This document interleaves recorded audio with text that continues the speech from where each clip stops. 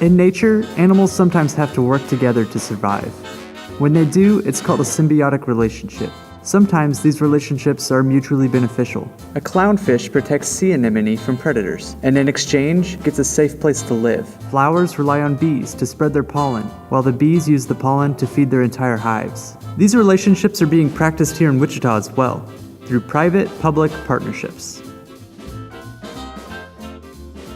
So a lot of people have noticed the great things happening in Wichita's downtown, from the pop-up urban park to the revitalization of Union Station. But why is it happening?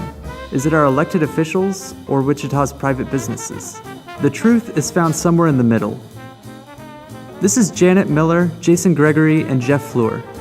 As a District 6 representative on Wichita City Council, Janet represents the public sector. As the Executive Vice President of the Wichita Downtown Development Corporation and the President of the Greater Wichita Partnership, Jason and Jeff represent the private sector. By kind of pooling resources or putting together our efforts, we come out with something better than we would have had we tried to do it separately. In fact, we might not have even been able to do it separately. This sounds great, but let's break it down a little further. First of all, what is the public sector? When we say public, generally what we mean are governmental units that are financed with tax dollars. And the private sector? Typically, your private sector are going to be your investors, your developers that are developing a property or they're investing in a property. It's anybody from developers to business owners, entrepreneurs, startup companies, you name it. Founded by private business leaders, these organizations often act as catalysts in Wichita's private-public partnerships.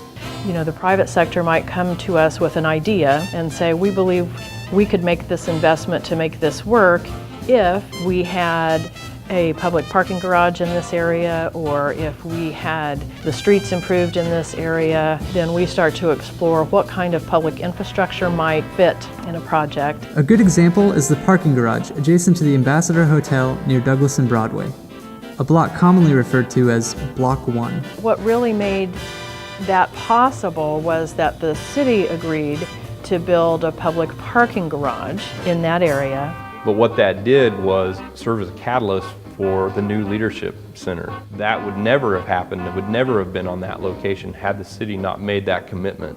That brought together that block, and it increased investment well over almost $50 million together came out of ground, a public-private partnership starting there. So the parking garage was definitely a good thing for private developers. But what did the city get out of it?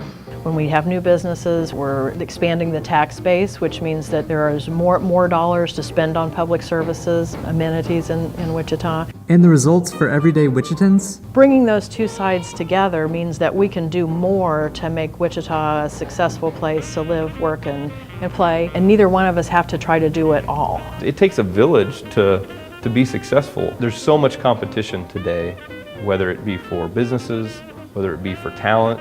We have our challenges. Earlier this year, Wichita had to compete with other cities for Cargill, who considered relocating nearly 900 employees. When a company like Cargill says that, our eyes get pretty big. We're rallying the troops to make sure that we can keep and retain a company like that.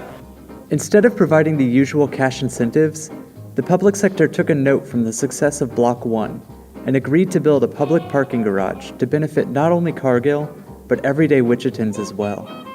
We have more and more need for shared and combined parking, and so that's one example of how we might use a partnership to try to keep a company here in town. The private sector opted to help Cargill and Wichita's other businesses with gaining and retaining talent. Several years ago, real estate was that commodity. Now it's talent. One of the things we're in the process of doing right now is creating a talent specialist position as part of the partnership. Private-public partnerships have become potent tools for retaining businesses and spurring development across the city core, but they've also long been used to establish community enterprises, including the Sedgwick County Zoo, which is now renowned as one of the best in the country. Jason says these partnerships remind him of one of the zoo's best-known predators. It's more like a pack of lions, right? How do we pull together and work together to go make the kill?